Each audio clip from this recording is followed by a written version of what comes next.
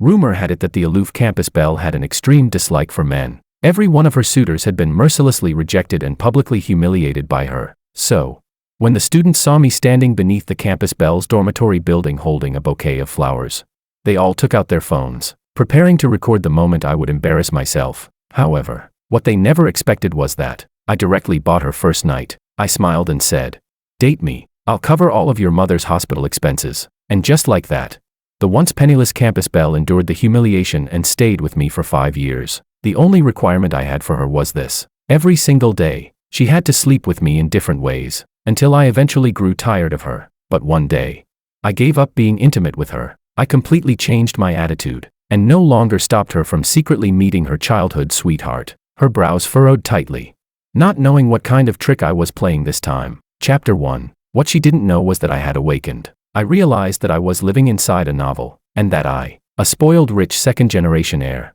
was nothing more than the vicious male supporting role in the story. She was the female lead, and her childhood friend was the male lead. According to the original plot, the once poor campus beauty had already used the original version of me to achieve a leap in social class. Soon, she would rise to the top in one swift step, while my ending would be a miserable death on the streets. If I wanted to survive, I had to disappear completely from the sight of the male and female leads. So I used my connections to find an authoritative agency, planning to fake my death and escape. "Master George, everything for the fake death has already been prepared. As you instructed, it can proceed smoothly in half a month." A staff member in a suit handed the contract to me. I glanced at it casually and asked indifferently, "The dead person, does he look like me?"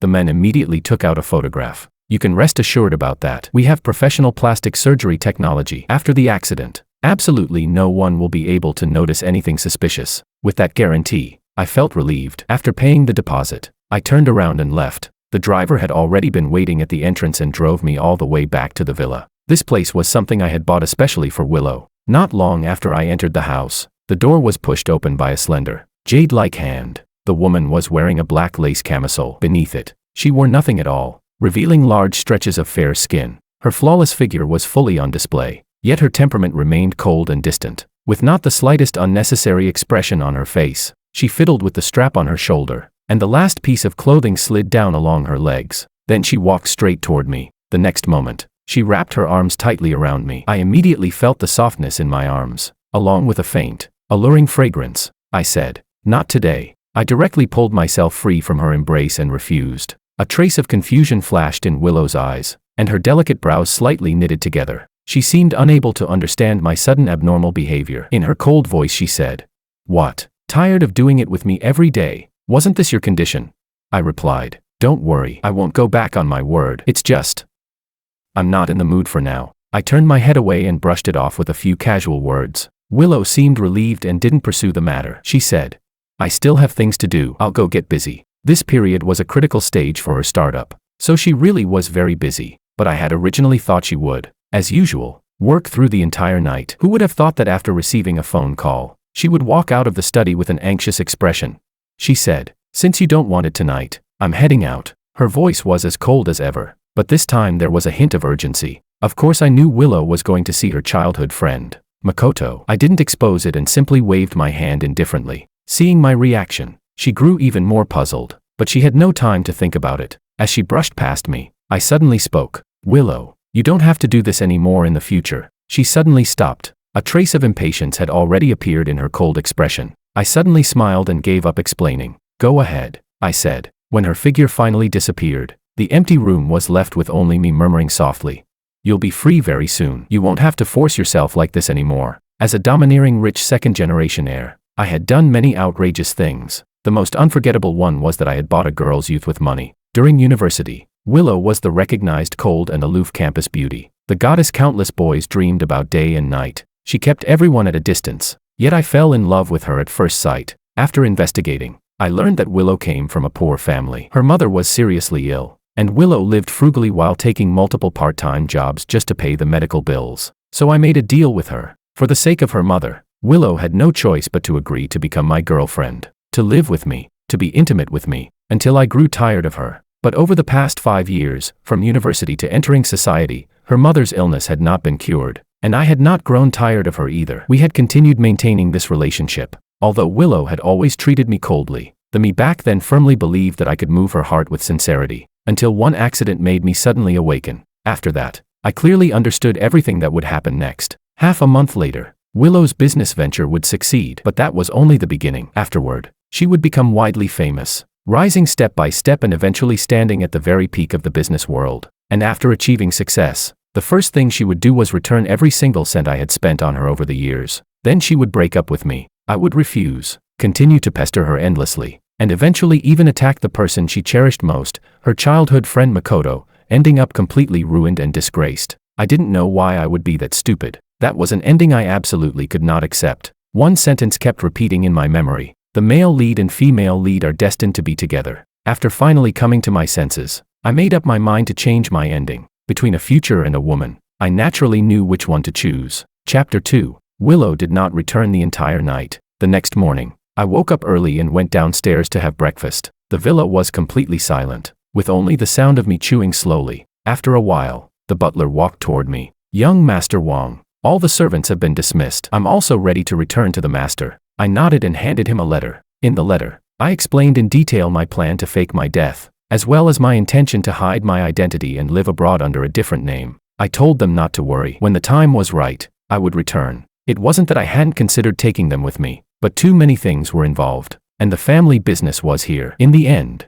I had no choice but to give up the idea. Besides, it was also to avoid arousing Willow's suspicion. After that, I went to the hospital to visit Willow's mother. Although I had always been arrogant, I never acted superior toward her. I had always treated Willow's mother with great respect. Compared to Willow, her mother actually liked me a little more. "George, you and Willow aren't getting any younger. It's time for you two to get married." Hearing this, I couldn't help but shake my head and smile bitterly. How could we possibly get married?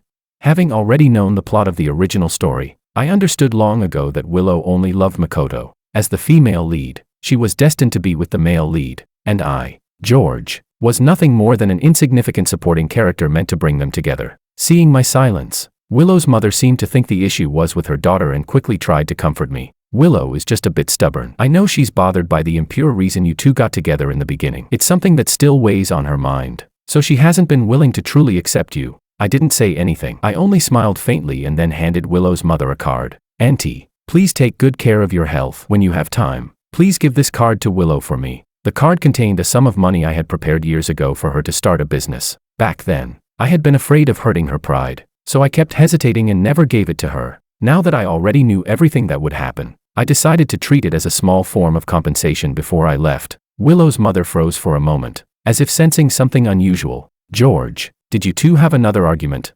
"No, I just need to go on a business trip for a while." I shook my head and explained, but at that moment, a cold voice suddenly sounded from behind me. "Where are you going on a business trip?" I turned around in surprise, my gaze colliding with Willow's cold expression as she stood at the doorway. Beside her stood another man, Makoto. I shifted my eyes away and replied casually, "Just going out of town to manage some businesses my father handed over to me." Willow's brows relaxed slightly. She didn't continue questioning me and instead very naturally brought Makoto to sit beside her mother. Just like that, without anyone saying a word, I was squeezed into a corner of the room. Makoto smiled. "Auntie, please talk to Willow for me. I just had a drink, and she scolded me for over half an hour. She's way too strict with me." Makoto started complaining as soon as he sat down. "Did you forget the last time your stomach pain sent you to the hospital? You said you'd never drink again," Willow said. Although her tone carried a hint of reproach, her eyes were filled with tenderness. Makoto smiled helplessly and pouted slightly. Watching their harmonious atmosphere, I shook my head and laughed at myself. Scenes like this had appeared many times in my memory, but this time, my heart remained completely calm. There wasn't even the slightest trace of pain. I had already let go of all my feelings for Willow and decided to return her to the male lead. Willow's mother seemed to notice my awkward position. After glancing at her daughter, she spoke at the right moment. "George, Willow, help me wash some fruit." Since Willow's mother had spoken, neither of us could refuse, so we carried the fruit basket and left the ward one after the other. After only a few steps, Willow suddenly grabbed my hand. I was a little surprised that she would take the initiative to touch me, but in the next second, her cold voice echoed beside my ear. "Our relationship is nothing more than a transaction. Stop coming here to disturb my mother's peace." For a moment, I stood there stunned. This time, I didn't try to explain. I only let out a cold laugh. "Don't worry, this will be the last time." After saying that, I turned around and walked straight toward the restroom. If it were before, I would have waited for her and walked side by side with her. As Willow watched my back, a strange feeling suddenly rose in her heart. She realized that since yesterday, I had suddenly changed. Chapter 3. After washing the fruit,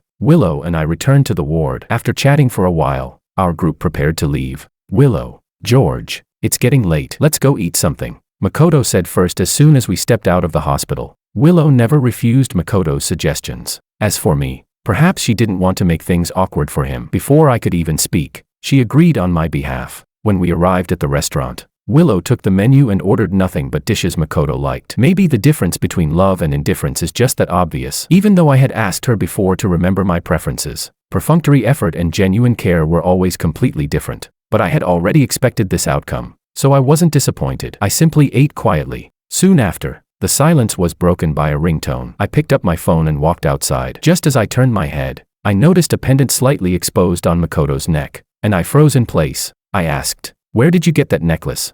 Makoto lowered his head and glanced at it, completely unaware of anything. "This, Willow gave it to me. I thought it looked nice, so she gave it to me." The moment I heard that, my expression darkened. That pendant was a gift I had spent a long time choosing. Something I gave Willow on the anniversary of our relationship. I had poured all my feelings into it, yet in her heart it wasn't worth mentioning. She had casually given it away to Makoto. A surge of anger rose in my chest, but when I thought of the plot of the novel, I quickly calmed down. Willow had always liked Makoto. Of course she wouldn't care about something that came from me. At this point, everything should simply follow its natural course. I composed myself and forced a small smile. "It's nice. It looks good." Makoto had probably expected me to get angry. Seeing how calm and indifferent I was, he seemed surprised. His gaze sharpened for a moment before he quickly stood up and served me a bowl of soup. "George, don't just focus on eating. This chicken soup is pretty good. You should try it." I hated chicken soup and immediately waved my hand to refuse. But Makoto suddenly twisted his wrist. The bowl slipped from his hand and crashed to the floor with a sharp shattering sound. Makoto looked aggrieved, his eyes reddening. Before I could even figure out what he was doing, Willow rushed over like a gust of wind, shielding Makoto behind her. Then she shot me an icy glare. "What are you trying to do?" Makoto stood beside her with reddened eyes, looking pitiful. "Willow, it's my fault for making George angry." "I'm fine, my hand just got burned a little." "It's okay, I didn't do anything." Hearing him twist the truth, I widened my eyes and tried to explain, but Willow didn't listen at all. She glared at me coldly, said, "Unbelievable," and turned around to leave. Over the next few days, Makoto discovered that this trick worked extremely well, so he kept framing me again and again. One day he claimed I had caused him to lose his job. The next day he said I was trying to blacklist him from the industry. He even said I had splashed paint on his house and turned his life into chaos. Willow finally couldn't take it anymore. When she returned home, she stormed over and grabbed my collar in anger. "If you have a problem, take it out on me. Why are you always targeting Makoto?" In the 5 years we had been together, Willow had always been cold toward me. Today was the first time I had seen any other emotion in her eyes, and it was for Makoto. I frowned. "I haven't targeted him. None of those things have anything to do with me." I pushed her away, my tone calm. "Who else could it be if not you?" She snapped. "You're someone who could even buy a girlfriend with money. What wouldn't you do?" Then she continued coldly, "Let this be the last time. You've already taken everything from me. Can't you at least leave the most important person in my life alone?" After saying that, Willow looked utterly disappointed. She didn't want to talk to me anymore and went straight into the room. Watching her back, I knew that in her heart, I was still the least trustworthy person. Aside from the sadness, what I felt more than anything was unease. During these final days, all I wanted was to pass them in peace. I had no interest in playing these petty games with them. I tossed and turned in bed until finally I came up with a solution. That very night, I drove straight to Makoto's house. As soon as I pushed the door open, the first thing I said was, "Makoto, from now on, let's live in peace. Starting today, I'll help bring you and Willow together." Chapter 4. The moment I said that, Makoto's eyes widened in disbelief. "What did you just say?" he asked. Makoto knew very well how much I loved Willow. Otherwise, why would I willingly pay for 5 years of hospitalization for Willow's mother? And even after being met with Willow's cold attitude again and again, I still stayed by her side willingly. Yet now, I had come to him on my own initiative and was even planning to bring the two of them together. Facing his confusion, I shook my head. "I'm sincerely making peace with you. You don't need to keep scheming against me with those little tricks anymore. My time is limited. When the time comes, I'll leave Willow. You won't need to treat me as a romantic rival." I spoke seriously, without the slightest hint of deception. Makoto still didn't believe me. He suspected it was another one of my schemes. I didn't care whether he believed me or not. I had already started putting my plan into action. The next day, when Willow was about to leave the house, I stopped her and handed her a ticket to a concert. I bought tickets for tonight. Come with me. She frowned. I'm busy with work every day. Her eyes were cold. Just as she finished speaking, I interrupted her. Back then we agreed that aside from spending time with me every day, you can't refuse any of my other requests. With a single sentence, I blocked all the words she wanted to say. Willow frowned, took the ticket, and left. Her departing steps gradually quickened. Watching her figure disappear, I took out my phone and called Makoto. I skipped any pleasantries and got straight to the point. I guess you've already received the ticket I mailed you. I gave the other one to Willow. Used the chance to build a better relationship with her. Makoto hadn't expected me to truly help bring the two of them together. Half doubtful, half believing, he responded with a simple okay. Just as I was about to hang up, he suddenly asked another question. Why are you helping me?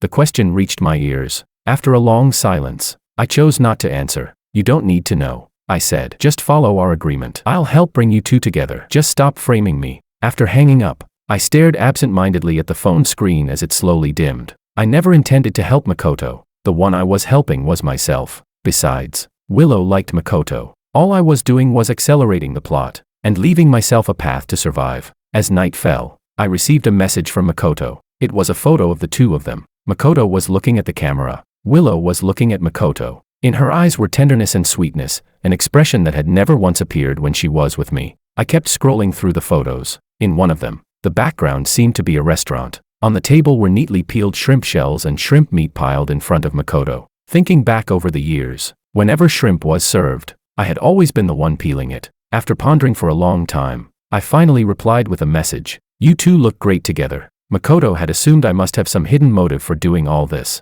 That was why he sent those photos, to provoke me. But when he saw my blessing, he became completely confused. The typing indicator flickered for a long time. After rewriting the message countless times, he finally sent one sentence. You really mean what you said? You're helping bring Willow and me together.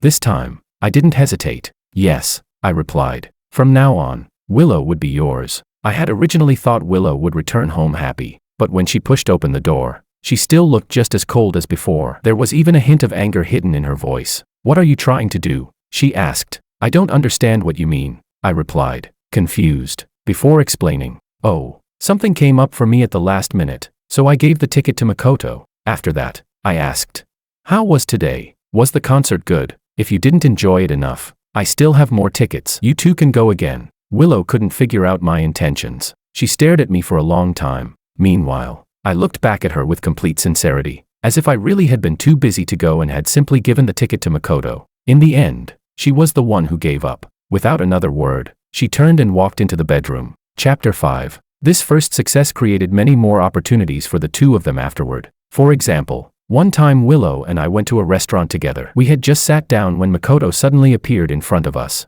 looking delighted. Willow, what a coincidence. Before he could even say much, a waiter walked over. Congratulations to the two of you. Today is our restaurant's anniversary. You are the 520th couple to dine here today. Your meal will be completely free, and we'll also give you a pair of couple rings and take a commemorative photo for you. The moment the waiter finished speaking, I immediately stood up. My stomach suddenly hurts. I'm leaving first. Seeing me stand up, Willow was about to follow, but I quickly turned around and looked at her. Don't waste a winning opportunity. Willow, you and Makoto should go. Without waiting for Willow to react, I had already walked quickly out of the restaurant. Only Willow, still standing there in confusion, and Makoto, excitedly pulling her to collect the rings and take photos, remained. There were other times as well. For instance, during a gathering with friends, I insisted on bringing Willow along. When we arrived, we discovered Makoto was there too. When the gathering ended, I deliberately pushed Makoto toward Willow. It's getting late. I still have something to do. I'm not comfortable letting Willow go home alone. Brother, could you drive her back?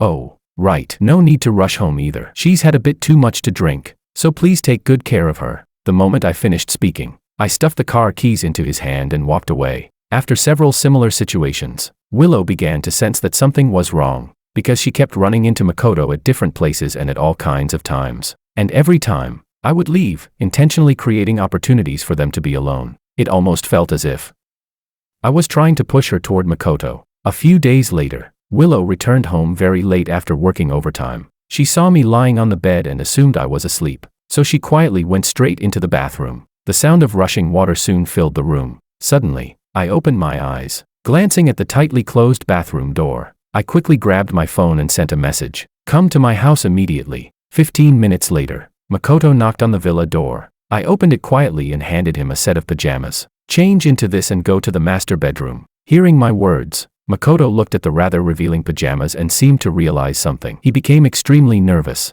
as if his heart might jump out of his chest. I urged him again before he finally snapped out of it. He went upstairs, changed clothes, and lay down on the bed. Just as Makoto settled onto the bed, the bathroom door opened. Wrapped in a bath towel, Willow walked out. She raised her head and looked toward the bed. When she saw the figure lying there, she froze for a moment, perhaps remembering that we hadn't fulfilled our agreement for quite some time. She walked forward without hesitation. Naturally, she wrapped her arms around the person from behind. Her voice carried a faint hint of softness. My special period is over. Before Makoto could react, he suddenly felt warm breaths against the back of his neck. Each breath brushed against his skin, and a soft hand wrapped around his waist. The warmth of her body made him tremble uncontrollably, and his breathing gradually grew faster. A soft laugh came from behind him. Gentle kisses fell on his neck and behind his ear. Makoto could hardly endure such teasing and let out a muffled groan. The moment she heard that sound, Willow's movements froze. She abruptly pulled back, staring in shock. Makoto. In the living room, Willow sat on the sofa while Makoto sat beside her wrapped in a blanket, looking extremely embarrassed. Her face was dark as she stared directly at me. Why is Makoto here? I hadn't expected her to discover the situation so quickly, and I felt a bit guilty. Still, I answered casually. There was a power outage in his neighborhood, so he came here to stay for the night. She continued questioning. Then why was he sleeping in the master bedroom? Willow clearly didn't believe me. I hesitated slightly before answering. The guest room hasn't been cleaned yet. Since he's only staying one night, I just let him sleep there. Anger flickered in her eyes. Her chest rose and fell as she tried to control herself. She clearly didn't believe my explanation. Right now, she only wanted Makoto to go home first. Suppressing her anger, she said nothing more and pulled Makoto out of the house. By the time Willow returned, I had already gone back to the room. Now the house contained only the two of us. Willow no longer bothered hiding her emotions. She had already noticed that something about me had been different lately, and now, she could no longer hold it in. What exactly are you trying to do? She demanded. Are you trying to torture both of us with this kind of behavior? Her blunt accusation left me stunned. I had never imagined she would think of me this way. I just wanted you to, I began. I was about to reveal everything, but fortunately my reason pulled me back before I could say it all. Her gaze grew darker. What do you want? She pressed. Go on. Finish what you were saying. Chapter 6. After a long silence, I spoke again, but I did not answer her question. Instead, I said, isn't this exactly what you wanted? My words, which should have been an apology, instead became the final spark that ignited the anger in her heart. You're always so self-righteous, Willow snapped. After leaving those cold words behind, she walked out of the bedroom with a heavy, tense atmosphere surrounding her. I watched her departing figure and seemed to understand something. After all, technically she still belonged to me now. According to her own principles, no matter how much she liked Makoto, she naturally couldn't have a relationship with him. Fortunately, in just 2 more days, everything would finally be over. The day of my departure gradually approached. I began taking out everything in the room related to Willow. Some things I burned, others I threw away. I cleared everything out completely. Letter after letter of love letters fell into the fire. My thoughts drifted back to the past. At the very beginning, I had pursued Willow in a normal way. For 4 months, I wrote countless love letters to her, but every single one ended the same way, with rejection. Later, I saw how much pressure she was under, and that was when I came up with the idea of our arrangement. I thought it could help her while also allowing me to get what I wanted. Perhaps I was wrong. Real love cannot be bought with money, and the story had already made it clear. Female lead Willow only loved male lead Makoto. Thinking of this, there was nothing left worth holding on to. Without hesitation, I threw the final letter into the fire. At that moment, the front door opened. Willow had just come home. The moment she looked up, she saw the envelope I had just thrown into the flames. Although she had never read the contents, she recognized the appearance immediately. I had once personally handed those letters to her, and she had rejected them without hesitation. Her heartbeat seemed to skip, and the question slipped out before she could stop herself. What are you doing?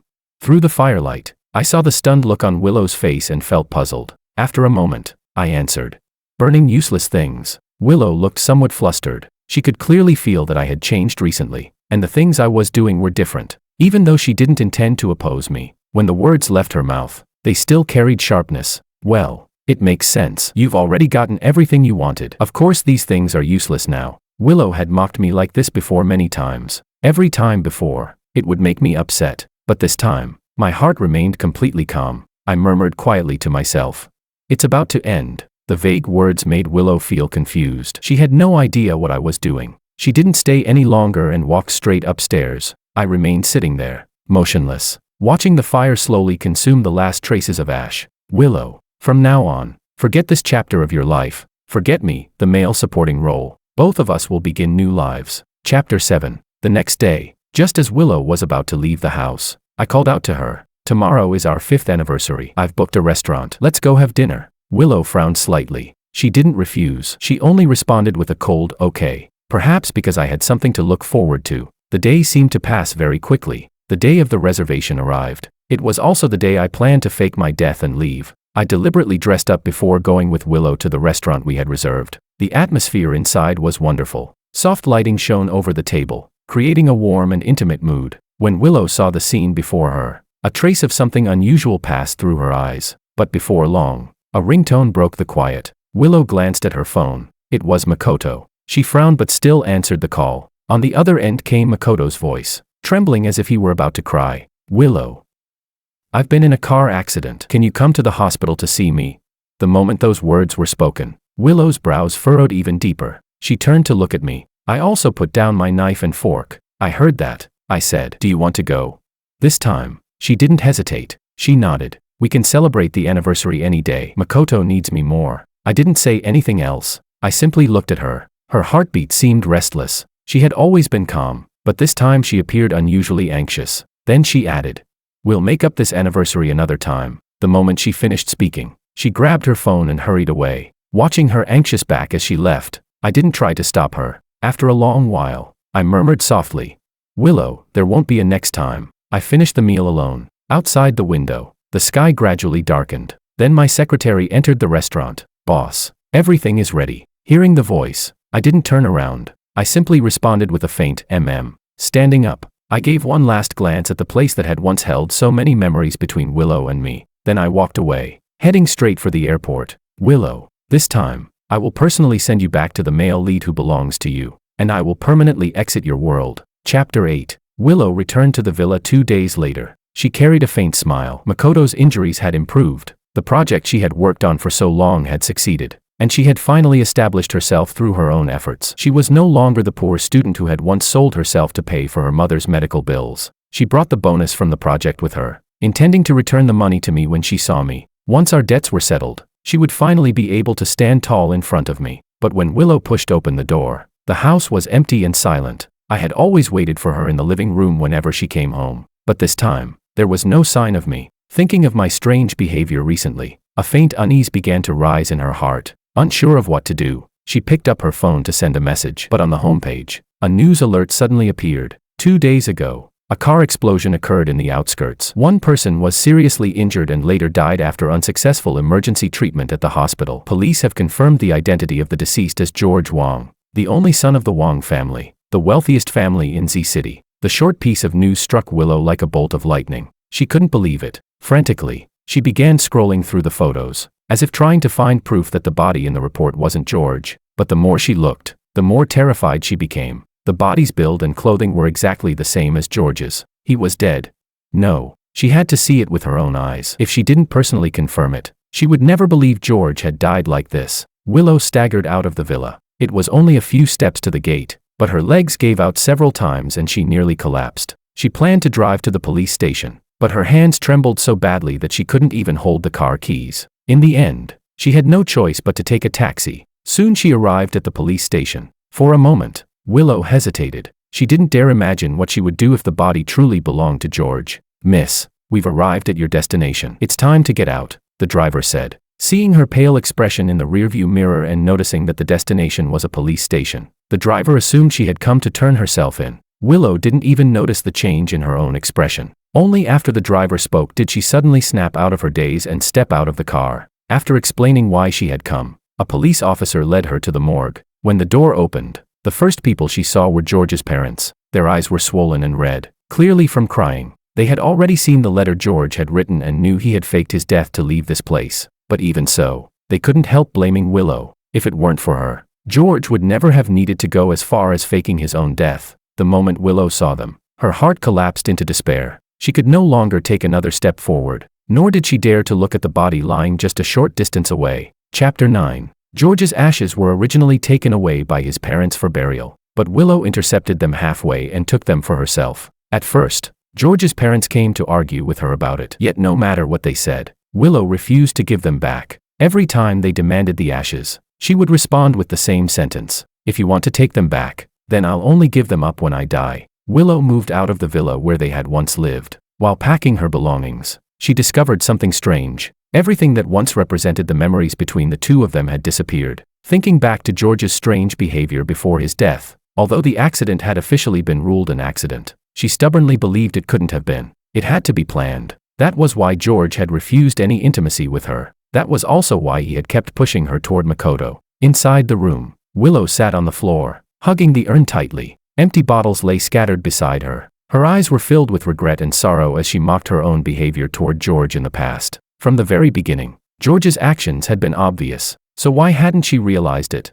She took another mouthful of strong liquor. Gradually, the burning pain spread through her body. Closing her eyes while touching the urn, she seemed to see George appear before her. George. Willow sank deeper into her drunken dream. Suddenly, the door to the room was pushed open. Light flooded into the dark space, making her squint as she tried to see who had entered. When Makoto saw the state of the room, panic filled his eyes. He quickly rushed toward her, trying to take the urn from her arms and help her stand. Willow. Hearing his voice, she recognized who it was. Instinctively, she avoided him and clutched the urn even tighter in her arms. The wary look in her eyes made Makoto's heart ache. Seeing her pale face and bloodshot eyes, his voice softened. "Willow, if you keep going like this, your body will collapse. Put it down first. Let's go to the hospital." "Okay." When she heard him, Willow's eyes shifted slightly. She looked at him calmly and said, "You knew, didn't you?" Makoto could hear the faint trace of accusation in her voice. She meant that George had already decided to leave long ago, and yet Makoto had kept her in the dark. Makoto was stunned by the question. It took him a long time before he understood what she meant. A wronged expression immediately appeared on his face. "Willow, I didn't know. That time George came to see me himself and talked about an agreement." "An agreement?" Willow asked. "An agreement about what?" She immediately caught the key point, her sharp gaze fixed on Makoto. Makoto had never seen such an expression from her before. The hand that had been holding Willow's slowly loosened. Under her piercing stare, he finally confessed everything honestly. "Willow, I liked you too much back then, but in the end, I really didn't target him. Willow, you and George were together only because he forced it. You never loved him. Now that he's dead, you're free. You should be happy, shouldn't you?" The moment he finished speaking, Willow slapped him hard across the face. She screamed, "Who told you I didn't love him?" Makoto was stunned by the slap. He couldn't say a word. Tears quickly filled his eyes and rolled down his face as his lips trembled. Only then did Willow realize what she had done. She turned her back to him and said quietly, "Leave. Don't let me see you again." Willow herself didn't understand why seeing Makoto cry made her feel pain, but she clearly understood one thing. She didn't love him. Otherwise, she wouldn't have struck him just now. Just like in the past, when she often lost control because of him, again and again ignoring George because of Makoto. She had never intended to oppose George every time, yet whenever she spoke, stubborn pride twisted her words into something else. She couldn't see through her own heart, nor could she control her actions or her words. Only after George's death did the veil covering her heart finally lift. Now she could clearly see her own feelings, but she couldn't understand why she had behaved the way she once did. At that moment, guilt slowly spread from the depths of her heart. Chapter 10. 4 years later, in a cafe located in the outskirts of Country X. Ding. My phone chimed. When I saw the increased balance in my account, I finally couldn't help but make a call. "Mom, Dad, I know you're worried about me. I'm doing well. I opened a cafe near the school, and the income is stable. Please stop worrying about me so much." I sighed helplessly. 4 years ago, I changed my name to David and came here. My parents had been worried that I wouldn't be living well, so over the years they transferred countless amounts of money to me. In the end, I simply used the money to open a cafe. After all this time, life has been peaceful and comfortable. Although I live in Country X, I have still been paying attention to the news back home. I know everything that happened over the past 4 years. Willow's mother passed away. It happened just one day before Willow became a rising star in the business world. It was a pity that I couldn't see her one last time. After all, I couldn't reveal myself. Willow was excellent, just like the original plot had written. I had gradually reduced all contact with people back home. If she discovered that I was still alive, all my efforts would have been wasted. The only thing that puzzled me was this. According to the original story, she should have already been with Makoto by now. But the information I heard was that she had remained single for 4 years. Every day she carried my urn with her. The people around her all said she was deeply devoted. But I always felt she had some other purpose. Thinking about it made me shiver slightly. Suddenly, a voice sounded behind me. I instinctively turned my head and met those familiar eyes. "Boss, one cortado please." The voice was so familiar that I would recognize it even with my eyes closed. My heart trembled violently. I hung up the phone and stood there frozen. "Boss." Willow deliberately raised her voice and called again. I hurriedly ended the call, a trace of regret rising in my chest. I had always known that if I kept contacting people back home, sooner or later she would discover I wasn't dead, but I never expected she would find out so quickly. It completely caught me off guard. I forced myself to stay calm and pointed at the sign hanging nearby. "We're closed today, no customers." Willow let out a soft laugh and picked up the sign, turning it toward me. The bold words "open for business" appeared right before my eyes. She said, "Doesn't a closed sign need to be facing the customers to count?" Only then did I realize I had forgotten to flip the sign over. My expression stiffened slightly. I took the sign from her and hung it back up properly. "Now it's correct," I said. "Miss, this cafe is closed for the day. If you want coffee, please try another shop." After issuing the clear dismissal, I lowered my head and pretended to busy myself with work. Yet the person standing in front of me didn't move. Just as I was about to speak again, Willow spoke first. "Boss, you look very familiar." Chapter 11. My body stiffened. My movements slowly stopped. In the silence, it felt as though I could hear nothing but my own heartbeat. She looked carefully at my face, not daring to jump to conclusions. After all, she had seen my ashes. Was I George? Or just someone who happened to look similar? To dispel her suspicion, I joked lightly. "Miss, don't you think that kind of pickup line is a little outdated?" "No, that's not what I meant," she replied immediately, without hesitation. She seemed anxious, as if trying to prove something, but my only goal was to make her leave. I didn't even listen carefully to what she was saying and kept urging her to go. Left with no choice, she took a step back. "Boss, will you be open tomorrow?" Seeing her finally give in, I relaxed slightly. After hesitating for a moment, I answered carefully. If I avoided her too obviously, she might grow suspicious. After thinking it through, I said, "The school is on holiday these days. There aren't many customers. I might not open." What I meant as a refusal sounded completely different to her. She spoke as if thinking out loud. "So what you're saying is, if there are more customers, you'll open." The moment she finished speaking, I couldn't help glancing up at her. Then I quickly lowered my head again. "If you want coffee, there are many cafes nearby. There's no need to wait here." I couldn't help wondering what had happened to Willow over the past 4 years. Why had she become so difficult to deal with? Suppressing the confusion in my heart, I noticed she was still standing there, waiting for an answer. Helplessly, I nodded. Only then did she leave with a satisfied smile. I couldn't understand what that had been about. Only after her figure disappeared did I call my parents again. They answered quickly. "George, what just happened?" my father asked. "Willow found me," I replied. "Mom, Dad, what exactly happened over these past few years? She seems different now." I rubbed my forehead, feeling a headache coming on. There was a moment of silence on the other end. Then my father cautiously asked about the reason I had faked my death. 4 years had passed. When the question came up again, I didn't hide anything. I explained everything as if it had been a strange dream. Back then, my parents had already opposed my relationship with Willow. It wasn't because she was poor, nor because she wasn't worthy of me. They had simply believed that Willow didn't love me. If I forced things, I would only end up suffering. I was their carefully raised son. They couldn't bear to see me knowingly walk toward a painful ending. But at that time, I had been stubborn. I had convinced myself that she was the one. Later, I realized my parents had been right. Now, however, their attitude had completely changed. "George," my father said slowly, "over these past years, we've watched Willow work step by step to reach where she is today. We can feel her feelings for you. Since you see everything that happened as a dream, why not come back? We can face it together." As soon as he finished speaking, my mother quickly added, "Yes, George, she's already found you now. 4 years have passed. Come back home. We'll face everything together, all right?" Chapter 12. I didn't answer immediately. Listening to them, I found it absurd. Willow loved me.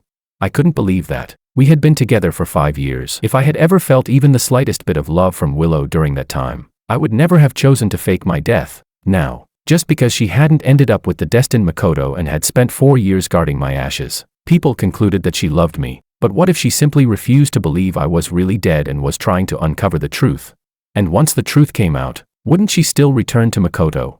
That night, I couldn't sleep at all. Only when dawn was breaking did I finally drift into a light sleep. When I woke up again, It was already afternoon. For some reason, the sleep had been unusually deep, leaving me unable to distinguish for a moment between dream and reality. I lay on the bed for quite a while before my thoughts gradually returned to normal. Then I hurried to the cafe. Just as I expected, Willow was standing outside the door. Several regular customers were there as well. Logically speaking, I had already told people that the cafe might not open for the next few days. Even if someone came, it would only be a few scattered customers. But today, so many people had gathered together. There was no need to think too hard about it. Willow must have brought them here. Among the crowd, Willow spotted me immediately. A smile appeared on her previously serious face. She stepped forward and said meaningfully, "Boss, you still came." The moment I saw Willow, I froze. So it hadn't been a dream. For a brief moment, my memories felt chaotic again before quickly settling back into place. I greeted the customers one by one,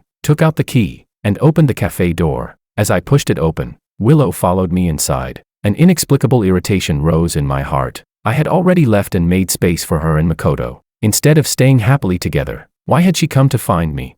The cafe soon became lively. While making coffee, I began to feel something strange. Ever since Willow appeared, my memories had been confused for a moment. It almost made me forget that I had faked my death. Fortunately, the strange feeling didn't last long. In the end, I confirmed the source of it. Willow. She sat at the bar and ordered a cortado. The coffee was simple and quick to make. I finished it soon and handed the cup to her. "Your coffee." She took the cup but didn't drink it. Instead, she stared straight at me. "My name is Willow. Nice to meet you, Miss Liu," I replied calmly, as if I truly didn't know her. My reaction clearly tested Willow's patience. Before coming to Country X, she had already investigated everything. About a month and a half ago, she noticed something strange about the Wang family. When she first saw George's parents at the police station, she didn't sense the grief of parents who had lost their son. At first she thought they were simply hiding their sorrow. But a few days ago, she discovered that the Wang family had been regularly transferring money overseas. It seemed they were hiding a secret. George, David, similar face, similar build, similar age. One person disappeared, another appeared. If one similarity was coincidence, then so many similarities together formed the final answer. She spoke with certainty. "George, how long are you planning to hide?" Chapter 13. I raised my head and looked at her, confusion in my eyes. "Miss Liu, you've mistaken me for someone else. My name is David. You can also call me Davy." I firmly refused to admit it. What could she do if I simply denied everything? That former identity had already died 4 years ago. The only person who existed now was David. Willow let out a laugh of disbelief. "David, an orphan who came here 4 years ago to look for a relative. Supposedly you have a close relative here. Yet that person isn't even from this country, and no one has ever actually seen them. And over the past few years, you've maintained close contact with the Wang family, the wealthiest family in this country. They transfer money to you every few months. Can you explain that?" Hearing her words, I swallowed. She had investigated this thoroughly. When we were together, she had never been this attentive toward me. Yet now that I had changed identities, she had dug into everything about me. My temper flared, and my tone grew sharp. "Miss Liu, we have no grudge between us. Yet you're investigating me. Who I associate with is none of your business." Willow was momentarily speechless. After a pause, she said, "The Wang family once helped me. Your behavior is suspicious, and you've taken so much money from them. Who knows what your intentions are?" She thought that would force me to admit something, but I glanced at her and asked calmly, "Even if I did have ill intentions, that would be a matter for the Wang family to deal with. It's not your place. What right do you have to question me? As a friend of Uncle Wang and Aunt Wang, or as the woman who was kept by their late son?" The words struck Willow like a blade. Her eyes instantly turned red. Pressing her lips together tightly, she shot me a fierce glare and turned to leave. Her departing figure carried a cold, lonely air. My lips moved slightly. I knew what I had just said was too harsh, but in the end, I still didn't call out to stop her. During the 4 years we had been together, Willow had always believed that about herself. She had said those same words many times. So why was she pretending to look pitiful now?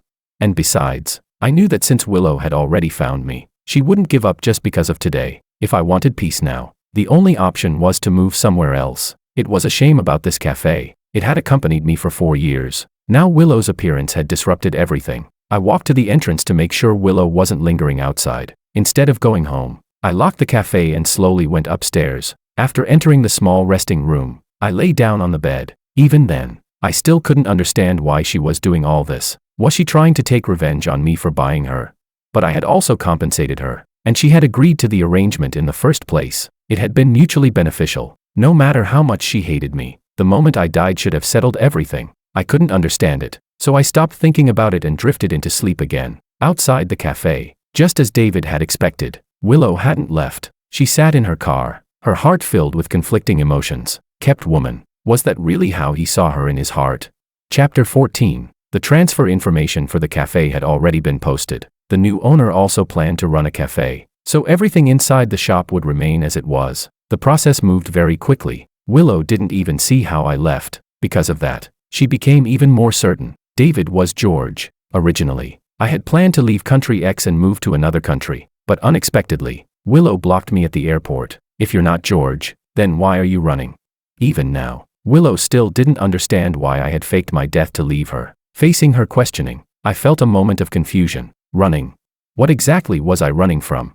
The memories in my mind suddenly became chaotic and disordered. In an instant, my lips turned pale and my body collapsed weakly. Willow was startled by the sudden scene. Seeing that I was about to fall, she hurried forward and supported me. George, don't be afraid. Let's go to the hospital. After calming down a little, I shook my head. I want to go home. Willow let out a breath of relief, but when she heard that I wanted to go home, she suddenly became flustered. For a moment, she didn't know which home I meant. Seeing her confusion, I sighed and gestured toward the ticket counter. I bought a ticket to return to my country. Seeing this, Willow bought one as well. I asked her, "Why did you come looking for me?"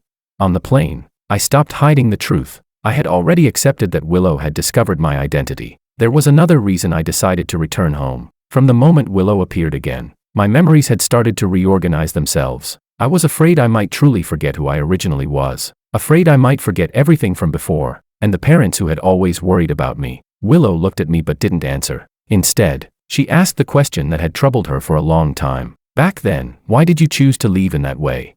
That question can wait, I said. You answer mine first. I rubbed my temples, feeling a sharp headache as the thoughts tangled in my mind. After a long silence, Willow spoke first. I don't know. What she wanted to say was, I just wanted to see you, to see if you would be happier without me, if you didn't want me anymore, because I couldn't stand living without you. But those confessions were swallowed by silence. The only words she managed to say were those few simple ones. Willow froze. She didn't understand why something seemed to restrain her. She opened her mouth, but not a single word came out. The conversations of the other passengers around us proved that my hearing was fine. Yet the person in front of me kept moving her lips, and I couldn't hear a single sound. At that moment, I realized something. My memories were being rewritten. A sudden realization flashed through my mind. We could only follow the original storyline. The male supporting role, George, was destined to die. I had changed my name to David and left, so I was still alive. But George was dead. So when Willow found me and called me George, my memories became chaotic.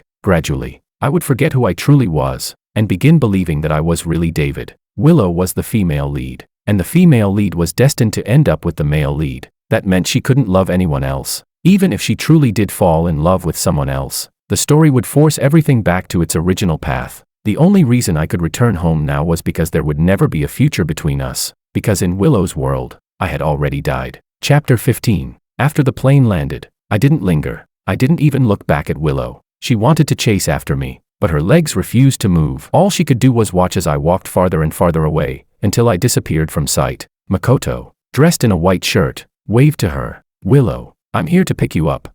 You must be tired from your business trip. Seeing Makoto appear again after avoiding her for so long, Willow felt a strange uneasiness in her heart. Hearing him casually describe her trip abroad as a business trip made the feeling even stranger. 4 years ago, after discovering that he had framed George, she had told him to get out. He had not appeared for a long time after that. It felt like a shattered mirror. Even though it had never been repaired, it had somehow been pieced back together in an unnatural way. She didn't know what was happening. But right now, the most important thing was this. She refused to become someone else's puppet. The legs that had just been unable to move gradually regained their strength as Makoto approached. In that moment, she seemed to understand why George had left. Now, she felt it was time for her to change. Makoto's chattering voice buzzed endlessly beside her ears, giving her a headache. Suddenly she stopped walking and looked at him coldly. Shut up, can you be quiet? You're annoying. The sudden scolding caught Makoto off guard. He froze for a moment before showing a hurt expression. Willow, you must be too tired. Let's go home. He reached out as if to hold her hand,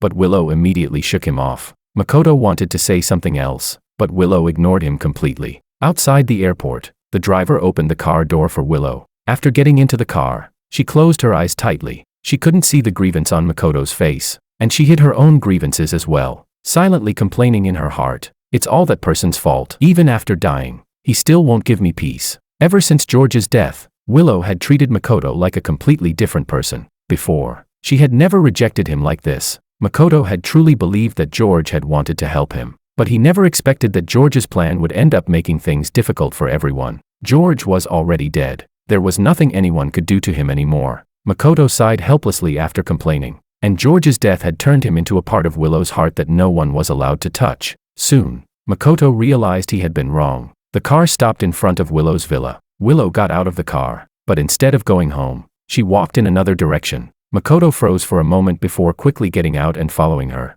Willow, where are you going? Willow walked ahead without answering. Makoto had no choice but to follow her, but the farther they walked, the more something felt wrong. Then he realized. Willow was heading toward the Wong family's residence. Ever since George's death, Willow's relationship with the Wong family had been very tense. She had never visited them once, and now, right after returning from abroad, she was suddenly going there. Although Willow's villa and the Wong family's villa were in opposite directions, the distance between them wasn't far. After a short walk, they arrived at the Wong residence. Inside the living room, I had already returned home. My parents were surrounding me, asking about everything that had happened over the years. I answered them with a smile. Just then, the doorbell rang. A servant walked toward the door and was about to open it, but when he saw who was standing outside, he hesitated. Before anyone could stop her, Willow pushed her way in. Chapter 16. Willow entered the house, with Makoto following closely behind. The servants chased after them but couldn't stop the two of them no matter what they tried. The living room door suddenly opened. Instinctively, I turned my head, only to meet their eyes. George, you're not dead. The moment he saw me, Makoto cried out in shock. Then anger quickly followed. So this was your real plan all along, he thought. First pretending to help bring Willow and me together to lower my guard, then faking your death to secure your place in Willow's heart, and finally returning home at the right moment. That way, you could steal Willow back from me. Makoto stared at me, unable to hide the hostility in his eyes. His gaze was so obvious that it caught my parents' attention, and they couldn't help frowning. The servant who had chased after them hurriedly apologized. Madam, sir, they forced their way in. I really couldn't stop them. My mother waved her hand. Only then did the servant breathe in relief and quickly step out. The moment the door closed, I looked at the two of them and said coldly, Miss Liu, Mr. Ito, arriving with such a grand entrance, may I ask what business brings you here? Willow knew that what she had done was rude, but she also understood that if the servants had announced her arrival first, she would never have been allowed to see me. George, I'm sorry, Willow said. I just want to talk to you, that's all. As soon as she finished speaking, she suddenly realized Makoto was still standing beside her. A trace of irritation appeared on her face. She hadn't felt this way before, but now he felt like an adhesive plaster, impossible to shake off. She turned to look at him, impatience flashing in her eyes. Why are you following me? Don't you have anything better to do?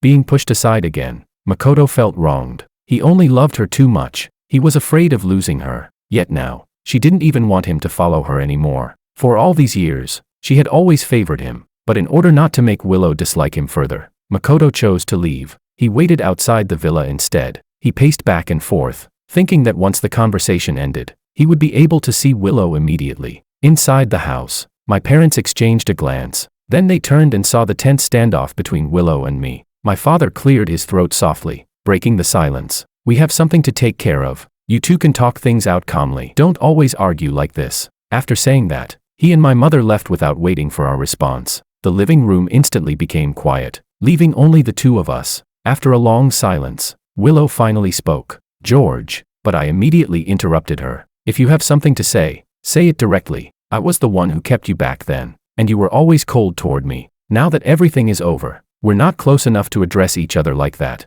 And besides, George is already dead. The only person standing here now is David, the adopted son of the Wong family. Chapter 17. Seeing that I kept drawing a clear line between us, Willow felt a sharp pain in her chest. A bitter taste spread through her mouth. Her lips moved again and again before she finally forced out the words, George. I know I was too stubborn before. I refused to acknowledge our relationship because I felt ashamed of how it began. But after I heard the news of your death, I finally understood my own heart. That was when I realized how foolish I had been. George, please believe me. I really do love you. Before she could finish, I interrupted her again. You love me? I asked. And then what? Willow froze, not understanding what I meant. My face remained cold, completely devoid of emotion. George, the one who keeps entangling himself with Willow, has only one ending: death. Willow, can't you feel it?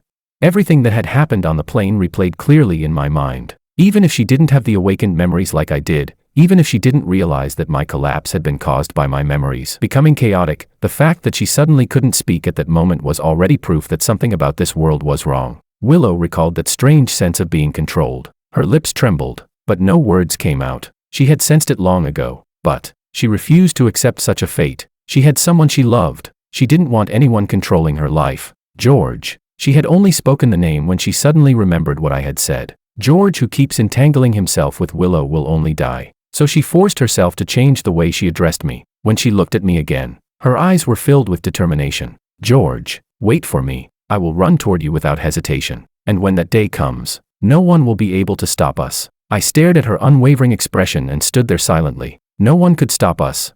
What nonsense. No longer controlled by the story. No longer having our memories erased. No longer having to watch her love someone else.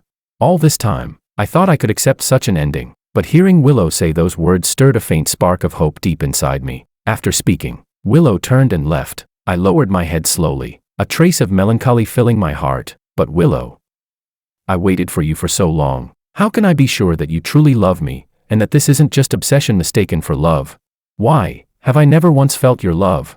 I murmured quietly to myself. Outside the room, my parents noticed that things had gone silent and peeked inside. Seeing my lonely figure, their hearts ached. They hurried over to my side and asked gently, "George, what's wrong? Did you two argue again?" At first I only felt a little lost, but when I heard my mother's concerned voice, I could no longer hold back my emotions. I buried my head and began to cry. My parents didn't understand what had happened. They wanted to comfort me but didn't know where to begin. The two exchanged a helpless glance before awkwardly trying to soothe me. After thinking for a moment, I looked up with tears still on my face and asked, "Mom, Dad, what if the dream I told you about is real?" They suddenly understood. So the reason I was so upset was because of that dream. For a moment, they almost found it a little amusing. Because of that dream, I had faked my death, run abroad, and lived alone for 4 years. That alone was already unbelievable. Now that I had finally returned, I was still troubled by the dream. But when they looked at my tearful face, their expressions became serious again. "George, don't be afraid," they said gently. "No matter what happens, we will always be with you. Mom and Dad will always love you." Chapter 18. After Willow walked out of the house, she saw Makoto returning from the garage. The moment their eyes met, Makoto's heart tightened. She shouldn't have noticed anything, right? He thought to himself. Just as the thought crossed his mind, Willow narrowed her eyes and looked him up and down. "What were you doing?" she asked in a low voice. Makoto replied quickly. "What could I be doing? I was bored, so I just walked around." He nervously scratched his head and waved his hands, trying to deny everything while quickly changing the subject. "Willow, are you done talking? It's getting late. Let's go back." When the topic turned to David, Makoto hesitated. Back then, he had seen George's body with his own eyes. Although the face had been badly damaged, he would never forget that face. It had been George. So who was the person in that villa with the same face as George? It couldn't be a ghost, or someone who had come back from the dead. "Willow, didn't George die 4 years ago?" Makoto asked cautiously. "Then who was that just now?" Willow glanced at him and walked forward. When she noticed him following again, she spoke with a warning tone. "He's not George. He's David, the adopted son of the Wang family. Makoto, put away your little schemes. If anything happens to him, forget the Wang family not letting you go. There are things I'm capable of doing too." Makoto immediately shook his head and forced a smile. "Willow, I'm not that kind of person. I would never do something like that." Willow didn't answer. She simply kept walking. Makoto followed closely behind her, while another thought quietly formed in his mind. Adopted son. That only strengthened his suspicion. The same appearance, the same age, even the same surname, all connected to the Wang family's son. Who would believe there wasn't something suspicious about that? There couldn't be that many coincidences. Although he didn't know what trick had been used, it was obvious enough. George must have faked his death, changed his name, and returned to Z City. He had chosen to leave before, and now he had come back again. And after returning, he wanted to compete for Willow again. Whoever he was, Makoto would never allow him near Willow. Only if he truly died, Willow would grieve for a while, and time would eventually heal the wound. Then the only person left beside her would be him. Sooner or later, Willow would fall in love with him. Makoto turned his head and glanced back at the villa. A faint smile curled on his lips. George Wang, you should have died a long time ago. Inside the Wang family villa. Since I refused to use my original identity, my parents could only compromise. It's all right, George, they said. In a couple of days, we'll hold a family recognition banquet and publicly announce your identity. That will make things easier. I didn't refuse. I simply nodded. After all, I couldn't stay hidden at home forever. I needed a proper identity in the open. After that day, Willow never saw me again. She was searching for a way. Not long after, news spread that the Wang family would be hosting a recognition banquet. When Willow received the invitation, she hesitated for a moment, but in the end, she accepted it. She wanted to see George, even if it was only from a distance. Chapter 19. The banquet was held at the most luxurious hotel in the city. All the prominent families had arrived. No one had ever heard about this adopted son before, nor had anyone received any news about him. But judging from the scale of the event, it was clear that the Wang family's adopted son was extremely important. Naturally, this sparked everyone's curiosity. They all wanted to see what kind of person this mysterious adopted son was, the one who had finally brought life back to the long-silent Wang family. The guests had all arrived early. Everything was ready. Now they were just waiting for the main figure to appear. Small groups of guests gathered together, chatting and drinking while complaining. What's going on with old Wang? He invited all of us here to introduce his adopted son, but we're all here already and he still hasn't shown up. Exactly. Normally when someone hosts a banquet, the host arrives first to greet the guests. This isn't the first time old Wang has hosted an event. How could he make such a mistake? In a corner of the hall, Willow listened to the murmuring crowd. A faint sense of unease rose in her chest. Her heartbeat grew faster and faster. None of the three members of the Wang family, Mr. Wang, Mrs. Wang, or George Wang, had appeared. Something felt very wrong. Her eyelids began twitching uncontrollably. As time passed, the guests grew increasingly uneasy. Someone finally spoke up. It's been so long and none of them have shown up. Could something have happened? Let's try contacting them and see what's going on. Right. Someone call them. As one of them took out a phone to dial, a news alert suddenly popped up. Earlier today, a car accident occurred on Chuanha Road. 2 men and 1 woman were seriously injured and rushed to the hospital. Preliminary police reports indicate brake failure. Chuanha Road. That was the road the Wang family had to take to get here. It was obvious. The 3 people who hadn't appeared at the banquet were the Wang family. Willow suddenly stood up. Her mind went blank. She walked quickly outside while dialing a number. Find out who the 3 people involved in that accident are and which hospital they were sent to. Her phone rang again. It was the Wang family's number. Without hesitation, she immediately drove toward the hospital address her assistant had just sent. 5 minutes later, Z City Central Hospital. Willow asked a nurse for directions and rushed upstairs as soon as she learned where they were. The surgery had just finished. Fortunately, none of them were in life-threatening danger. Only then did Willow finally breathe out in relief. She carefully began to think about the cause of the accident. For a powerful family like the Wang family, their vehicles were regularly maintained. Brake failure simply shouldn't happen. That meant there was only one possibility. It had been done deliberately. The moment that thought crossed her mind, Willow immediately remembered something. Makoto walking out of the Wang family's garage that day.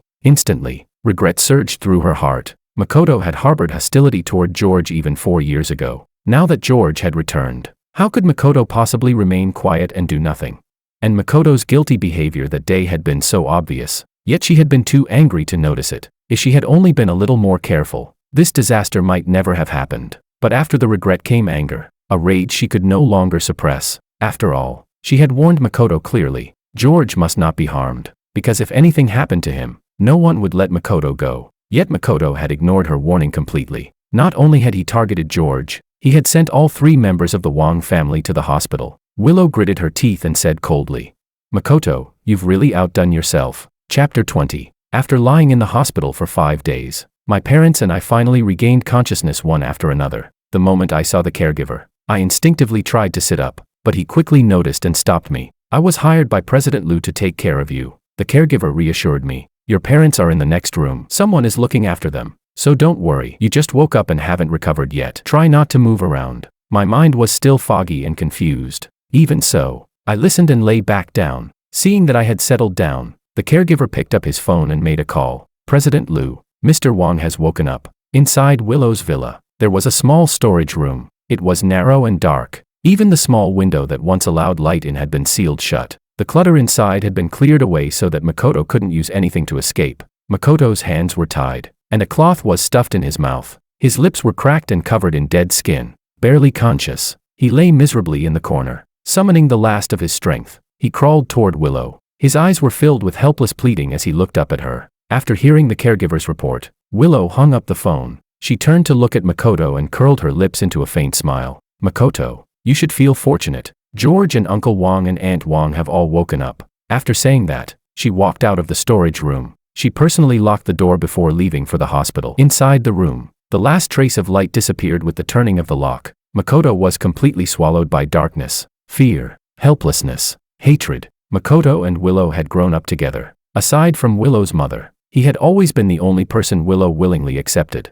George had always believed Makoto was the most special person in Willow's heart. Later, in order to save her mother, Willow became George's woman. Even then, between the two men, Makoto was still the one Willow cared about the most. But Makoto had always been jealous of George. He had accompanied Willow for many years yet never became her boyfriend. Meanwhile, George had easily occupied 5 years of her life. Again and again, Makoto framed George. He wanted Willow to hate him. Everything had once unfolded exactly as he imagined. But then George died. And somehow, George became the one part of Willow's heart no one was allowed to touch. As for Makoto, because of that one attempt to harm George, Willow had begun to hate him completely. Even when he stayed beside her, she treated him more like empty air. After waiting another 4 years, he thought he would finally get what he wanted. But George returned again. Makoto wanted George to die. He wanted George's family to die with him. Yet Willow discovered everything, and now he was trapped in this dark, broken room. He never saw daylight. He was tortured day after day. Even a sip of water had become a luxury. He had fallen into misery. Yet George and his family remained safe and unharmed. Makoto's grief and hatred had nowhere to escape. He clenched his teeth so hard that the taste of iron filled his mouth. Half conscious, he felt only unbearable thirst. Raising his bound hands, he bit down on them fiercely. Meanwhile, on the road, Willow suddenly felt a sharp pain. Her hand loosened. The car instantly lost control and crashed toward a tree. A harsh screech echoed through the air. Because of the impact, her head slammed against the steering wheel. Her consciousness blurred. She heard the sound of glass cracking, and something that sounded like drops of blood falling. Am I going to die? At the moment her consciousness faded, a voice sounded beside her. Warning, the male lead and female lead are in danger. Vital signs are weak. The world will collapse. Male lead, female lead. Who was speaking? What did it mean? Was it just a hallucination? Before she could think further, Willow lost consciousness. Chapter 21. When Willow woke up, she found herself in a space filled with floating code. Lines of code drifted through the air. She tried to reach out and touch them, but her hand passed straight through. Suddenly, a faint ring of light floated above her head and began scanning her. One exclamation mark appeared after another. Data anomaly detected. Reset required. Reset initiating. There was no emotion in the voice, only cold, mechanical commands being executed. The moment the order was issued, the familiar sharp pain struck Willow again. Then she felt it. Her memories were being forcibly erased. Terror filled her heart. She realized that her memories were already beginning to change. A deep sense of helplessness spread through her chest. She tried to escape, but no matter how hard she struggled, nothing worked. She tried to resist, but she couldn't even touch the ring of light. Then the next lines appeared, and they filled her with even greater fear. Male and female lead emotional bond broken. Reset required. Female lead developing feelings for male supporting role. Reset required. Female lead intends to kill male lead. Reset required. Sentence after sentence appeared before her eyes, and suddenly, Willow understood everything. She stared at the code and gritted her teeth. So it was you controlling me. I'm the female lead. And the male lead you're talking about is Makoto. And the male supporting role is George.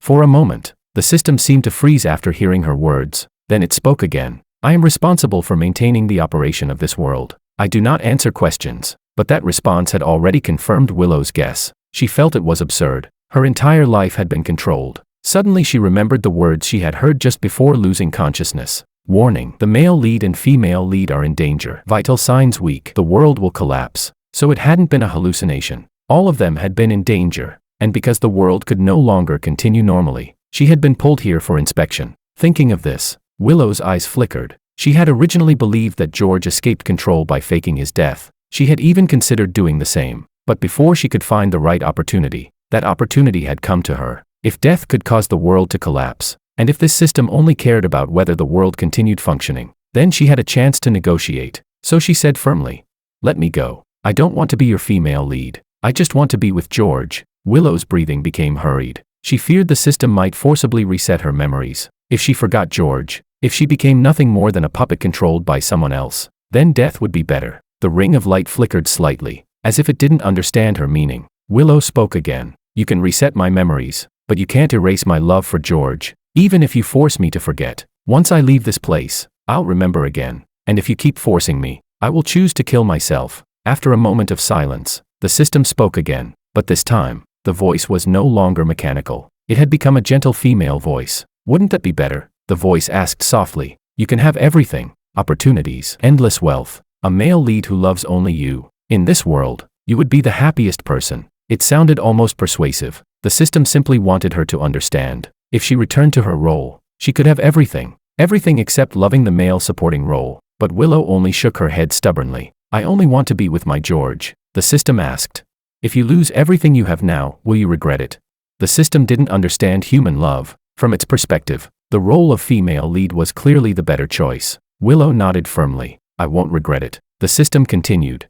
But he is destined to die. The purpose of that character is to reunite you with the male lead. In the end, he will inevitably die at the male lead's hands. Those words stabbed into Willow's heart. For a moment, she felt lost. Even after faking his death, would George still face that ending? The system watched her reaction with satisfaction. Although it had no visible expression, the way the ring of light spun revealed its excitement. It had existed in this space for countless worlds. To it, George was merely a minor character. But suddenly, the spinning slowed. Willow's intention was clear. She didn't want to be the female lead anymore. The data had already become chaotic. After quickly examining the state of the world, the system decided to stop testing her. It spoke again. Well then, didn't George already die 4 years ago? The moment those words ended, Willow suddenly understood. So when George said he was destined to die, that was what he meant. Then the system continued. Everything you have now exists because of the female lead's halo. If you truly give it up, once you return, you will lose everything. Not every minor character can have an opportunity like George's to become the son of the richest family. If you abandon this identity, someone else will replace you. You might not even leave your name behind. The system thought this would frighten Willow into retreat, but instead, Willow answered without hesitation. I willingly give up this identity. I give up everything I have, and I will never regret it. Chapter 22. On the day I woke up, the caregiver told me Willow would come, but until the day we were discharged from the hospital, she never appeared. At first, I thought the caregiver had lied. Only later did I learn that Willow had also been in a car accident. It was severe. She had nearly died. I was shocked. Anxiously, I asked the caregiver to take me to see her. Inside the ICU, Willow remained unconscious. A thin layer of mist formed inside the oxygen mask. The steady rise and fall of the heart monitor proved that she was still alive. When I learned that the accident had happened while she was on her way to see me, I felt overwhelmed with guilt. 4 years had passed. Yet when I finally saw her again, I had shown her nothing but coldness, because I had never felt her love. Now, seeing her lying there on the hospital bed, my heart ached terribly. When I was hospitalized, she had taken care of me, but when she was lying here in the hospital, I didn't even know until after I had recovered. I'm sorry, Willow. She had never owed me anything. From the very beginning, it was I who had forced the relationship. It was only natural that she didn't love me. In order to escape the ending where I would die, I had chosen to abandon that relationship. Yet somehow we were still entangled in the end. Because of what happened 4 years ago, I had held on to resentment, but she had always patiently tried to comfort me. My voice choked as I lowered my head. Then, out of the corner of my eye, I saw her finger move. My heart jumped. I quickly called for the doctor. Willow had woken up. When Willow opened her eyes, she saw a nurse giving instructions to me. The moment she saw me, she froze. George, a man who had been dead for 4 years. Then she suddenly remembered the Wong family's recognition banquet from not long ago. Only then did she recall that I was now the adopted son of the Wong family. Seeing me walk toward her, she frowned. What are you doing here? The familiar voice sounded again, but this time it carried distance and coldness. I froze. Why was she reacting like this? Just as I was about to explain, I suddenly realized something was wrong. This wasn't Willow. Not the Willow who had said she loved me. Not the Willow who had promised she would run toward me without hesitation. This was the Willow from the original storyline, the one who despised me. When I understood this, I hid my expression and said calmly, I came to see you, and to thank you for arranging someone to take care of my parents and me while we were in the hospital. I'll repay the money. After saying that, I turned and left. After walking out of the hospital, my steps slowed. This Willow had already returned to her original self. Then, what about the other Willow? Had she disappeared? A trace of sadness filled my heart. My parents were waiting for me in the car. Seeing my expression, they assumed Willow's condition was serious and asked a few concerned questions. I shook my head. She's fine. We won't have any contact with the Wong family again. My parents didn't understand what I meant, but they didn't press further. The car was about to enter the garage, but suddenly stopped at the gate. Sir, madam, there's someone at the entrance. The driver's words made us look over. At the gate, a thin figure was curled up on the ground. From a distance, we couldn't see the face clearly. My parents assumed it was a beggar and were about to ask someone to drive her away. Suddenly, an idea flashed through my mind. I stopped them and stepped out of the car. I walked straight toward the figure. My parents had no choice but to follow behind me. What are you doing here? Who are you? The moment the person looked up, I saw the woman I had loved for so many years. Her eyes lit up with excitement. George, I told you I would run toward you without hesitation. And I did. I'm no longer the female lead. I'm just myself now. The price was losing everything. She looked at me and asked with a hopeful smile. So, are you still willing to keep me? I'll do anything, but you'll have to provide food and a place to live. The moment I heard her words, I understood everything. I smiled at her and nodded. Sure, but I have a lot of requirements. If I'm not satisfied, I won't keep you. She quickly nodded. Don't worry, I guarantee you'll be satisfied.